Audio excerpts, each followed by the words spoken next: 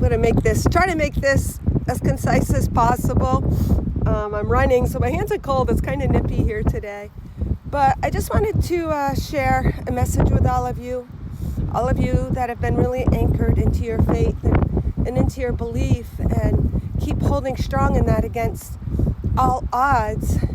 But I chose to be close to the ocean for this message, like most of mine. And as we know, we as light workers, as master light blasters, as truth seekers, spiritual thought, spiritual truth, our journey, seeking and embodying and becoming one with that. The ocean represents that. It represents our ability to delve deep into the ocean, to feel our emotions. So as we all know, we do the healing through the feeling. But many of us on our journey have come to, let me take my Invisalign out. Many of us have come on our journey and feel like, what about me? What about me? We have given so open-heartedly. We've been so faithful. Our faith and our belief have not faltered. Yet many of us feel that we are not actually living in the physical, that deliverance. Well, I'm here to say, you are here to embody, to experience on the physical the glory of God, and to experience your deliverance into freedom. That is why you have come.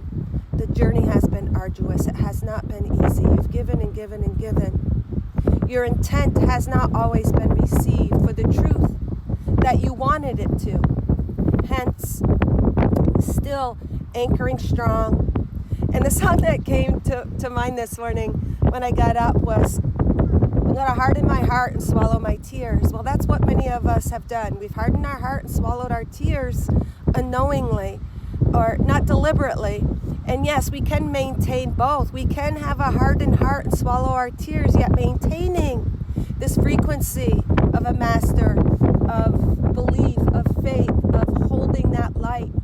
But a lot of us feel like, oh, it's just at arm's length. Why am I not experiencing that joy on a consistent basis? Why is not heaven sustainable every second? Well, I'm here to say this season is your time of deliverance, of experiencing. But you've got to have a personal experience with that light, with that God, with Jesus. As you all know and have heard, Jesus saves. And even if you're not a Jesus believer, whatever that is for you, Buddha, God, universe, just faith, just love, whatever label, that is irrelevant, because this energy, this glory, this deliverance supersedes any of that. But we have to experience the feeling to do the healing. So we need the personal relationship of admitting our, and it's not that we're broken, but our disappointment, or where we feel that we have been forgotten in spite of our faithfulness. Seagulls are soaring. In spite of our, faithfulness. You have been a faithful servant unto your heart. And that has taken you on a journey where you're like, what the fuck, sometimes, right? You're like, what the fuck? I thought I was doing the right thing. And then we harden our heart, we swallow our tears, and we keep trucking forward, right? We keep trucking, then moving forward, and doing what we feel is called. And as many of you have experienced, this eclipse or whatever, is just, it's representative of a collective consciousness, but we have disengaged, separated from maybe what you normally do, just to go within. And you really got to go within in order to experience that sadness or pain or whatever that stuff is within you, to realize that you aren't forgotten, you are chosen. It's funny too, yesterday I went to a service and the minister was talking about, you don't come to Jesus, Jesus chose you, right? And whatever Jesus is to you, he's to me the symbol, the brother, the way shower of how we can experience what he's experienced. He carried a cross, right, that he came to transmute into light. He was resurrected and reborn. But in order to do that, you have to have that personal relationship, right?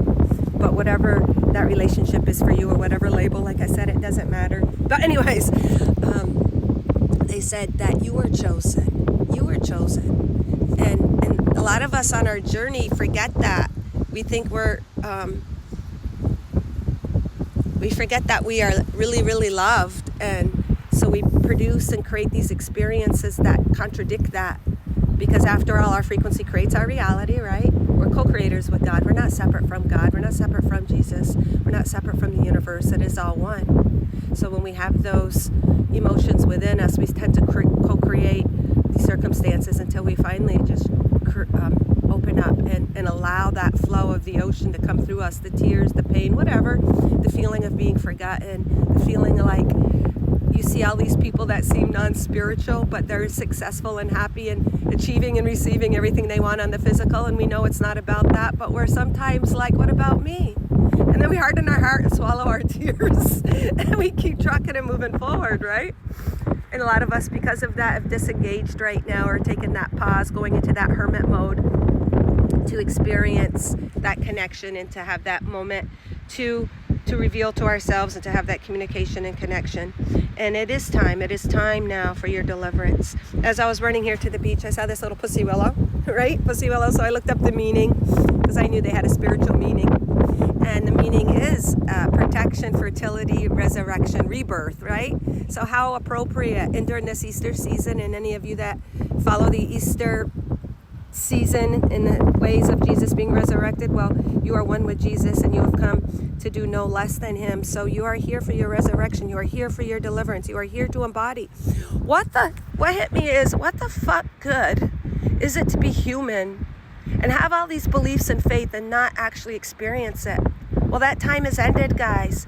As you delve into the ocean of your emotion, as you come clean with your pain and let those tears flow. And I know we all know this, but many of us just keep trucking because we are called, maybe to be a caregiver, maybe to help others, maybe to be a healer. And in that, we create a wall around ourselves for that protection. So it's time to open up, crack that open and release. Break down the walls and release what is inside. Hence my book, Losing My Religion. But so our resurrection is time. And I'm just here to share that, you guys, many of us have been on that same path. We go through the same feelings, but just soften your heart. Have that moment, journal, write down, and share all of that with your creator, however way, shape, or form you believe that to be. But it's not separate from you. So you are chosen. You are loved. You are loved. And we know this, like we know we're loved. We know we're one with God. But yet we still, some of us fail to experience that. We still wake up, or we still feel like, what about me? What about me? And you're not forgotten. As that co-creator, you just need to experience all of that emotion and have those conversations within your own heart to be delivered, to be resurrected, to embody that on the earth. And I know we keep on saying we're here to experience our spiritual self, but you have to have that personal connection and openness. And I know you're going to say, I have. But there's something calling you deeper, guys. There's something deeper for you to acknowledge. Something deeper. Heaven is now. It's not tomorrow. It's not yesterday. It's now. It's within you. It's available. You just need to let go of your own judgment. And that is just knowing that you are chosen. You are loved and you are loved. All right, guys. I just wanted to share that. My fingers are freezing.